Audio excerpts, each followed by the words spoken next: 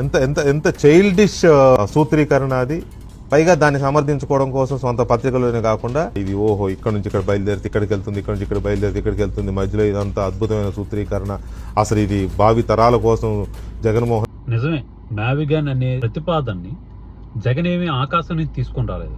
కొత్తగా ఏర్పడిన రాష్ట్రానికి, ఇప్పటికే అప్పుల భారంగా ఉన్న రాష్ట్రానికి 2 లక్షల కోట్ల రూపాయలు అప్పువాడి రాజధాని కడితే అక్కడికి నయా రాయ్పూర్ లాగో లేదంటే చైనాలో ఉన్న గోస్ట్ సిటీ లాగో ప్రజలు తరలి వెళ్ళకపోతే ఇన్ని లక్షల కోట్ల రూపాయలు పెట్టుబడి వేస్ట్ గా పోతుంది. అందులోని నదీ పరివాహక ప్రాంతం, వరద ముప్పు ఉన్న ప్రాంతంలో రాజధాని సురక్షితం కాదు అనే ఈ విజయవాడ, గుంటూరు, మచిలీపట్నం అనే ప్రాంతం అయితే బాగుంటుంది. బడ్జెట్ లో ఒక 5 to 10% వాటాని అందులో కేటాయించినా కూడా బాగా అభివృద్ధి చెందుతుంది. ఒక పోర్ట్ ఉంది, ఎయిర్పోర్ట్ ఉంది, బిగ్గెస్ట్ రైల్వే స్టేషన్స్ ఉన్నాయి అనే ఆలోచనతో తీసుకొచ్చిందే నావిగన్ సిటీ.